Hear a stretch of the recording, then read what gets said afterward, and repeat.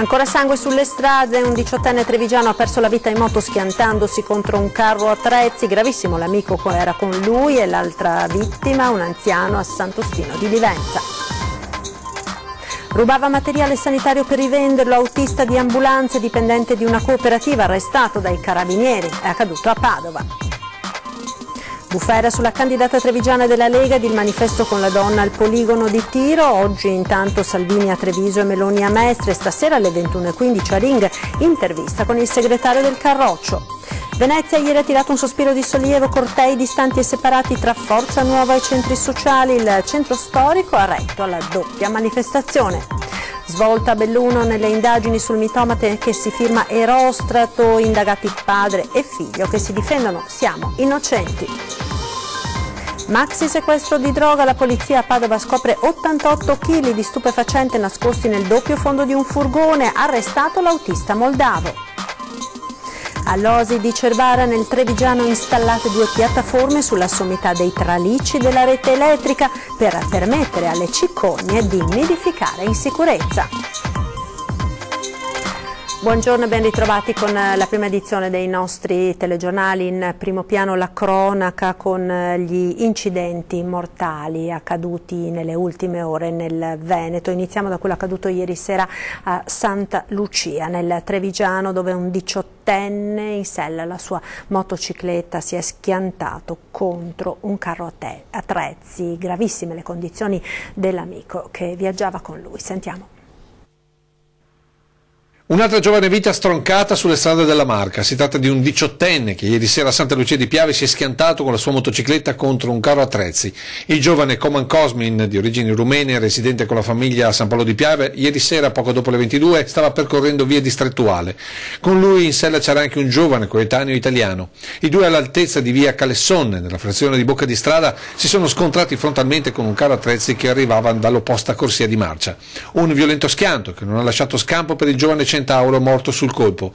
Gravissime le condizioni dell'amico di Macerata sul Piave, ricoverato in gravi condizioni all'ospedale di Conegliano. Ancora incertezza circa la dinamica dell'incidente, su cui dovranno far luce i carabinieri intervenuti sul posto per effettuare i rilievi di legge. Sul posto anche le ambulanze del SUEM 118. Coman Cosmin avrebbe festeggiato 19 anni il prossimo 28 marzo.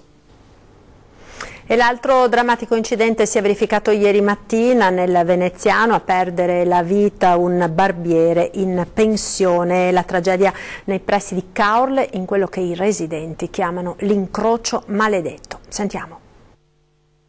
Aveva 79 anni Italo Buscato, barbiere in pensione di San Giorgio di Livenza, comune listato a lutto per la tragica scomparsa dell'anziano, morto ieri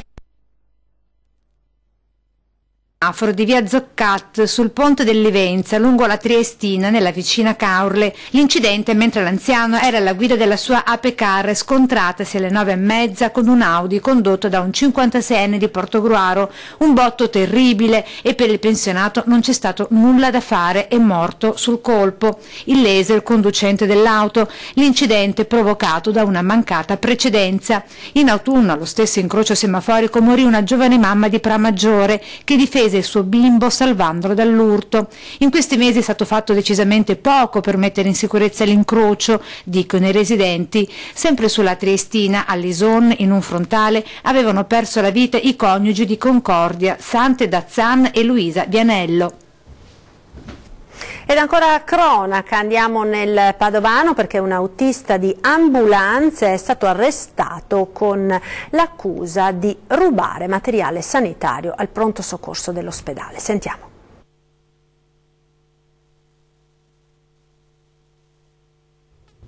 È finito in manette con l'accusa di peculato, arrestato in flagranza di reato dai carabinieri un autista di ambulanze di 58 anni, dipendente di una cooperativa, sorpreso dai militari mentre durante il turno di servizio al pronto soccorso dell'ospedale di Piove di Sacco rubava materiale sanitario per poi rivenderlo. Un arresto in flagranza, quello portato a termine dai militari del comando di Padova, arrivato al termine di un'indagine serrata. Cambiamo pagina, andiamo ora a Venezia dove è in corso al TAR l'inaugurazione dell'anno giudiziario. Ci aggiorna in diretta al telefono Tommaso Stoppa. Buongiorno Tommaso. Sì.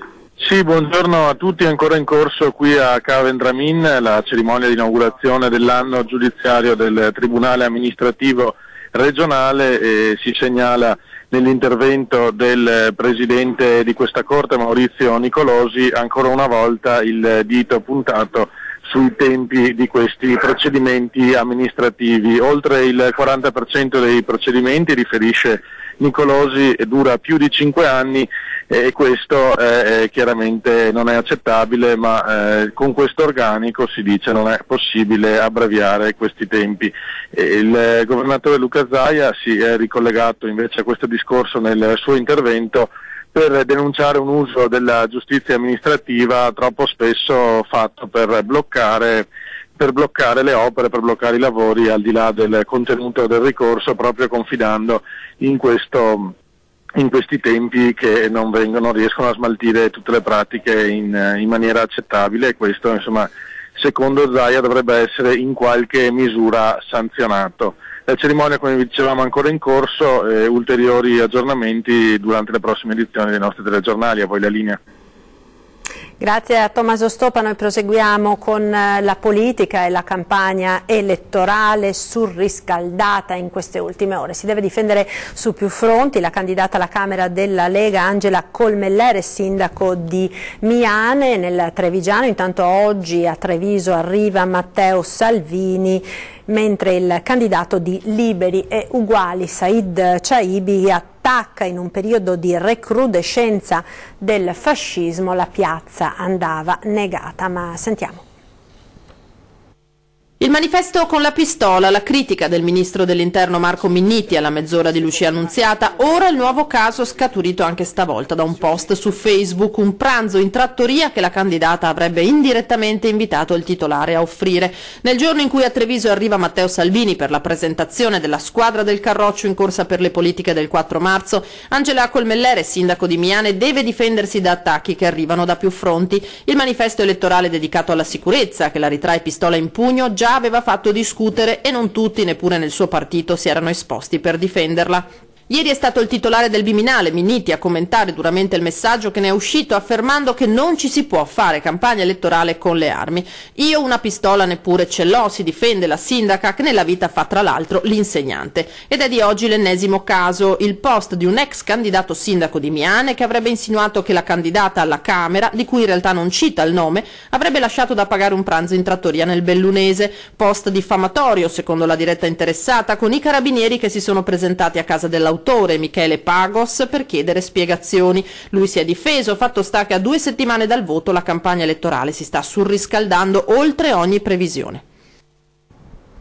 E continuiamo con la politica, andiamo a Venezia perché ieri la città ha tirato un sospiro di sollievo. Cortei distanti e separati tra Forza Nuova e centri sociali, non ci sono stati scontri e quindi insomma il centro storico ha retto a questo doppio assalto. Sentiamo. Buongiorno da Venezia, al contrario di quanto si temeva ieri durante la manifestazione, il corteo di Forza Nuova e poi in contrasto il corteo antifascista non ha provocato alcun tafferuglio in laguna. Sono andati in scena a questo comizio elettorale da parte dell'estrema destra e poi il presidio antifascista della galassia dei centri sociali che ha sfruttato il comizio di Liberi e Uguali tutto davanti alla stazione di Venezia Santa Lucia. In origine però i forzanovisti dovevano parlare in campo San Geremia, a 2 passi da dove un migliaio di persone avevano intenzione di allontanare i neofascisti dal centro storico, ma alla fine la sessantina di attivisti di Forza Nuova, compreso il leader nazionale Fiore, sono stati trasportati di acqua dal Palexpo di Marghera vicino all'Arsenale, dunque praticamente dalla parte opposta del centro storico lagunare rispetto al presidio della galassia dei centri sociali. Alla notizia dello spostamento del comizio di Forza Nuova è dunque partito subito un coro, bella ciao, dopodiché dal piazzale davanti alla stazione è scattato un corteo che poi si è diffuso per le calli veneziane fino a campo Santa Margherita, dove poi c'erano musica, balli e slogan di vario genere. A controllare la situazione un ingente numero di operatori delle forze dell'ordine. Nel primo pomeriggio erano stati istituiti dei filtraggi all'altezza dei pili sul Ponte della Libertà, mentre a Piazzale Roma c'erano tantissimi militari, 3 camionette poi di polizia, carabinieri e guardia di finanza, all'opera agenti in borghese ma anche in divisa, in prima linea dirigenti della questura e dei carabinieri, oltre al comandante della polizia locale Agostini. Erano circa un'ottantina i vigili mobilitati, con anche un paio di idroambulanze e vigili del fuoco, oltre naturalmente agli agenti della Digos. Il sindaco di Venezia Luigi Brugnaro si è congratulato con la macchina della sicurezza, con tutte le forze dell'ordine messe in campo, perché hanno fatto un ottimo lavoro assicurando sicurezza a tutta la città, permettendo ai manifestanti di poter esprimere le loro opinioni senza creare disagi e soprattutto senza provocare scontri, che era la cosa che si temeva i giorni precedenti. Da Venezia è tutto, restituisco la linea allo studio. Grazie Lara Marchiori, noi proseguiamo con la cronaca, torniamo a Padova per registrare l'ennesimo maxi sequestro di droga. La polizia ha scoperto 88 kg di droga nascosti nel doppio fondo di un furgone, arrestato l'autista moldavo del mezzo. Ma ci aggiorna in diretta telefonica da Padova Federico Fusetti. Buongiorno Federico. Buongiorno da Padova, maxi sequestro di droga da parte della polizia. La squadra mobile infatti ha sequestrato 60 kg di hashish, 28 kg di marijuana e 145 grammi di cocaina. Erano tutti a bordo di un furgone che è stato fermato e che è stato controllato da cima a fondo. Un uomo alla guida, un cittadino moldavo, era uscito dal casello di Padova Ovest, ma aveva insospettito gli agenti della squadra mobile, che in borghese stavano controllando proprio l'uscita dall'autostrada. Troppo perfetta la guida dell'uomo, troppo regolare, troppo attento a non incorrere in controlli, e così all'Arcella il furgone è stato fermato. Trasportava casse di acqua e sacchi di pellet, ma gli agenti si sono insospettiti proprio perché i pellet arrivavano dalla Spagna, zona tradizionalmente al centro del traffico di droga. E così, dopo aver svuotato il mezzo, in un intercapedine sotto al fondo del furgone sono stati trovati questi 88 kg di droga. L'uomo è stato arrestato, come dicevo è di cittadinanza moldava. Ora si cercherà di capire a chi era destinata la droga nel mercato padovano. Per il momento è tutto, linea allo studio. Ed ancora spaccio nel Padovano, perché confezionava droga in un casolare abbandonato, eroina nel caso specifico. Il pusher è stato arrestato e ora il proprietario dell'edificio dovrà murare porte e finestre. Arrestato dalla polizia un tunisino di 43 anni, sorpreso mentre confezionava dosi di eroina all'interno di un casolare abbandonato a Montà, a 2 passi dalla tangenziale. Dopo numerose segnalazioni dei cittadini e la centrale operativa della questura, gli agenti hanno fatto irruzione nell'edificio, proprio mentre l'uomo preparava le dosi ricavate da 79 grammi di eroina. Il tunisino, già noto alle forze dell'ordine per droga e reati contro il patrimonio, aveva con sé tutto il materiale necessario per lavorare lo stupefacente. Andiamo ora a Belluno. È svolta nelle indagini sul mitomane che si firma Erostrato, indagati padre e figlio che si difendono. Stiamo innocenti. Sembra essere ad una svolta l'indagine sul mitomane sedicente Erostrato, che da mesi sta seminando timori nel bellunese con incendi, atti intimidatori e soprattutto minacce nei confronti dei bambini. Ora iscritti nel registro degli indagati sono in 2, padre e figlio, residenti a Cesio Maggiore, 70enne il padre, 30enne il figlio. A loro gli inquirenti sono arrivati partendo dalla biblioteca del paese, seguendo il filo di una serie di libri presi in prestito dai 2, collegabili ai gesti degli ultimi mesi, dalle lettere con polverina bianca e simboli di satanismo e nazismo, ai 2 roghi di Pedavena e Cesio, alle scritte sui muri del cimitero, di 2 chiesette, dei magazzini comunali, al sacchetto di caramelle infarcite di spilli abbandonato nel cortile dell'asilo di Cerniai, nel comune di Santa Giustina. Padre e figlio sono indagati per procurato allarme, danneggiamento aggravato, danneggiamento tramite incendio e tentata estorsione. La procura ha disposto vari accertamenti sul materiale sequestrato nell'abitazione della famiglia, oltre ad una perizia calligrafica sulle lettere fatte recapitare dal sedicente Erostrato. Intanto padre e figlio, che nelle ultime ore non si sono negati alla stampa, negano ogni addebito e si sono rivolti ad un legale, sostengono di essere innocenti e di essere stati segnalati agli inquirenti da una donna che vogliono a loro volta denunciare. Ed ora il tema dell'autonomia visto dai comuni trevigiani che confinano con il Friuli dopo il caso Sappada. Lo Stato è corso ai ripari con dei fondi dedicati, ma i sindaci denunciano. Il Friuli Venezia Giulia ci scippa le imprese. Sentiamo. Denunciare il Friuli per concorrenza sleale. E questa è la volontà di uno dei sindaci del confine a nord della Marca. È una concorrenza sleale perché addirittura la Regione Friuli sta cercando di fare campagna acquisti da noi e ha tutto l'interesse di farlo perché poi anche i versamenti dell'IVA rimangono in Regione, quindi c'è, oltre a pagare meno l'imprenditore, ma c'è anche la Regione che ha un fortissimo interesse ad attirare aziende. Un'accusa e un allarme chiaro per l'economia della Marca e del Veneto per una diversità di trattamento delle imprese, vero motivo di distacco di Sappada.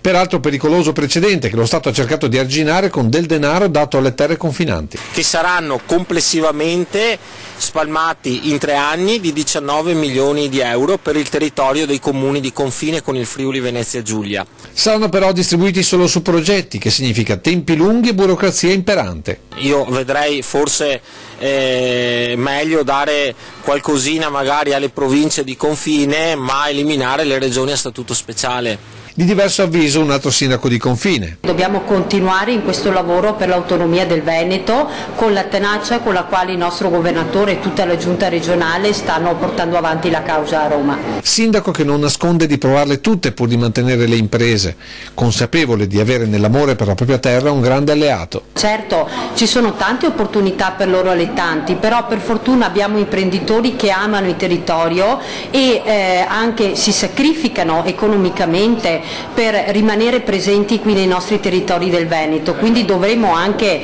essere per questo motivo maggiormente vicino ai nostri imprenditori.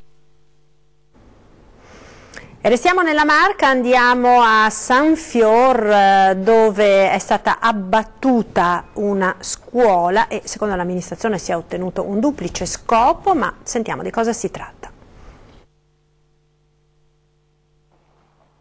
Questa è l'ex canonica di San Fior di Sotto. Oggi è proprietà del comune e sede di associazione e di Sportello Donna, ma è soprattutto il risultato concreto nato da 2 emergenze arrivate sul tavolo del sindaco in contemporanea. Questa canonica abbiamo deciso di comprarla perché c'erano delle difficoltà da parte della scuola materna paritaria, ovviamente presieduta dalla parrocchia, e quindi abbiamo fatto conto di erogare un contributo. Perché l'asilo, pur avendo bambini frequentanti, aveva il bilancio in rosso per 140.000 euro e non era l'unica emergenza, visto che qui, dove a breve sarà allestito un parco, c'era la vecchia scuola che rischiava di diventare un centro di accoglienza migranti.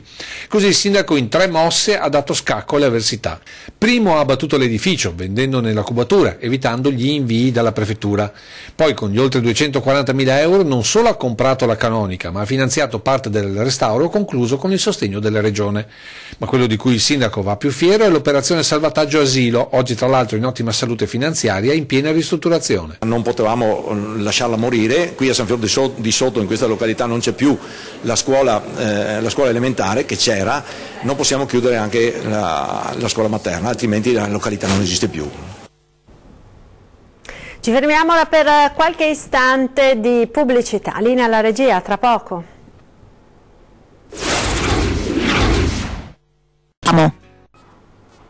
E rieccoci in diretta con la prima edizione dei nostri telegiornali. Andiamo a Venezia dove stanno procedendo i lavori di restauro del ponte dell'Accademia secondo quanto previsto dal cronoprogramma del Comune. L'assessorato ai lavori pubblici rende noto che dopo aver ultimato la costruzione dell'arco sottoponte di Ponteggi è stato completato lo smontaggio del rivestimento ligneo ed è iniziata la pulizia delle strutture metalliche nella parte inferiore del ponte. Dalle 9 di domani verrà quindi interdetta la viabilità sul tratto centrale del ponte e trasferito il transito su passerelle esterne. In questo modo si consentirà la prosecuzione nella parte superiore del ponte con la rimozione della pavimentazione, dei gradini e dei parapetti.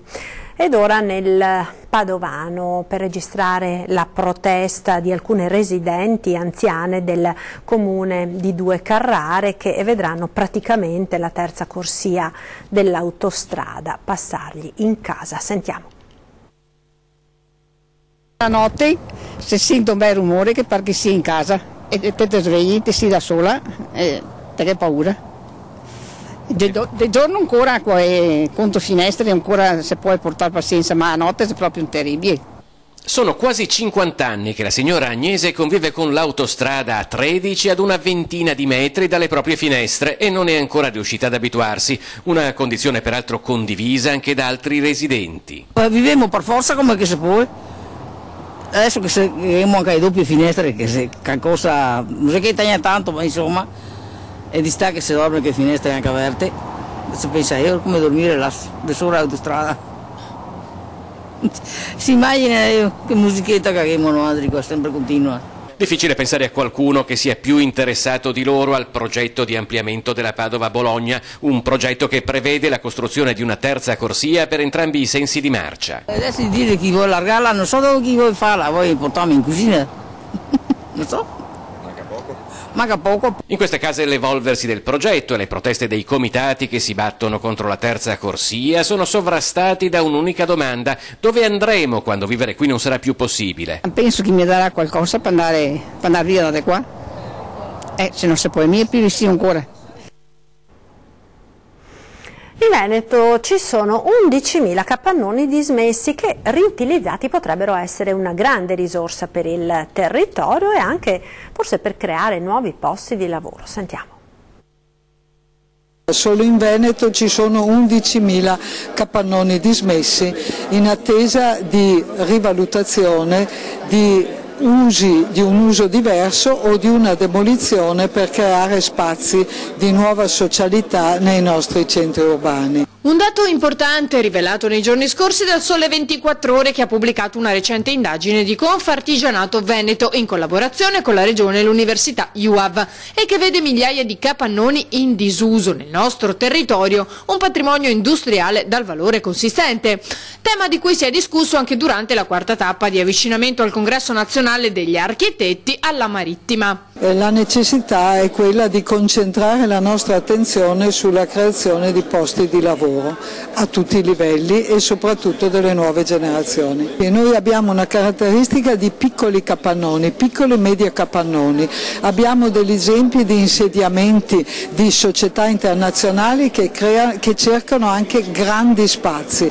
Io credo che un progetto di architettura che riprenda in considerazione queste architetture ormai fuori uso possa essere possibile per poterli rivalorizzare, rincludere in un progetto legato anche alla riorganizzazione della mobilità nella nostra regione. Ci vuole una visione complessiva del nostro modo di abitare, della qualità, della necessità di innalzare la qualità della vita nei nostri territori. E torniamo ora nel Trevigiano, perché all'Oasi di Cervara, Santa Cristina di Quinto, sono state installate 2 piattaforme sulla sommità dei tralicci della rete elettrica per permettere alle cicogne di nidificare in sicurezza. Vediamo.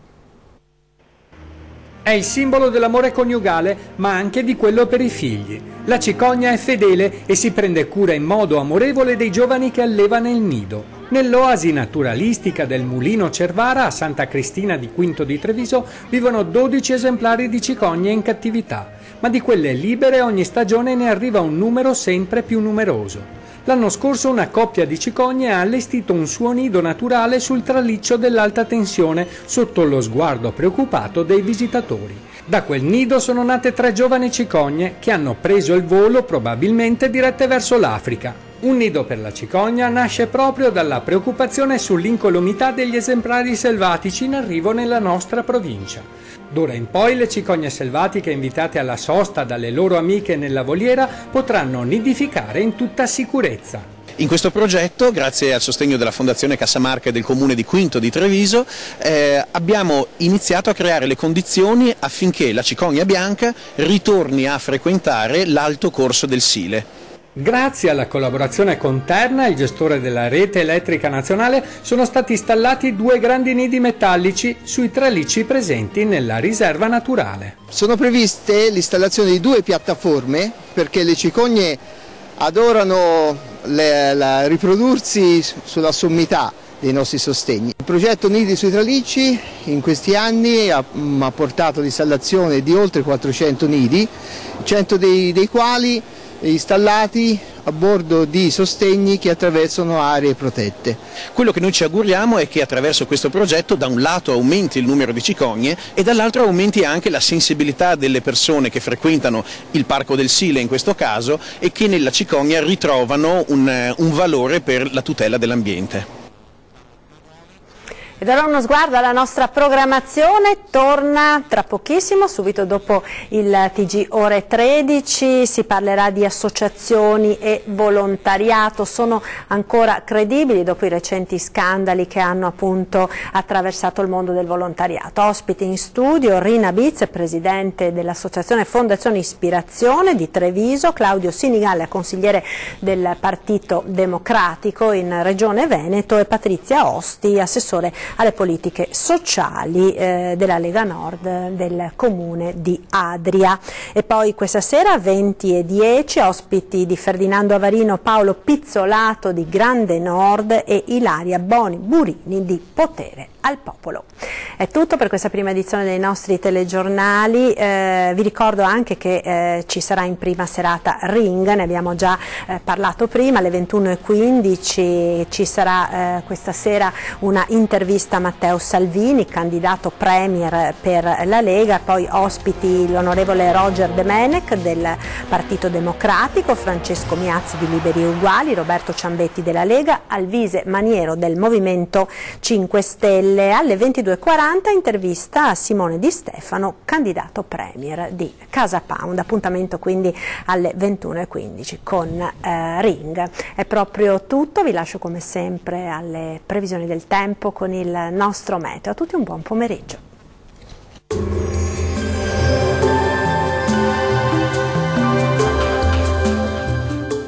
Termoidraulica Susin. Se compri una caldaia, in omaggio il condizionatore. Termoidraulica Susin a 0 branco. Ben ritrovati al meteo di Antena 3. La settimana inizierà con il bel tempo sul nostro territorio, ampio soleggiamento ovunque, non sono previste piogge. Sul Veneto bel tempo, sarà una giornata asciutta e stabile, ampiamente soleggiato su tutti i settori, il cielo infatti si presenterà sereno o al massimo poco nuvoloso ovunque.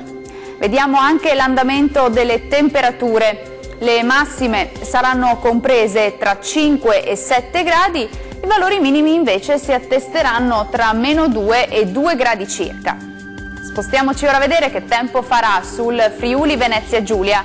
Anche qui sarà una bella giornata di sole, sulla nostra regione sarà asciutto e stabile ovunque, il cielo si presenterà poco o parzialmente nuvoloso su tutti i settori. Le temperature massime saranno comprese tra 5 e 7 gradi, minime tra -2 e 2 gradi. Concludiamo infine con uno sguardo alla situazione del Trentino Alto Adige. Cielo irregolarmente nuvoloso e a tratti anche coperto in alcuni settori, ma senza fenomeni degni di nota. Ampi spazi soleggiati altrove con cielo al massimo poco nuvoloso. Le temperature massime saranno comprese tra 9 e 10 gradi, minime tra -1 e 0 gradi.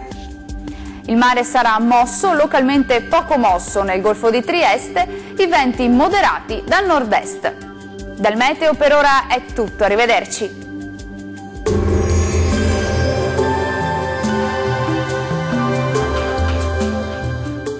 Termoidraulica Susin. Se compri una caldaia, in omaggio il condizionatore. Termoidraulica Susin a 0 branco.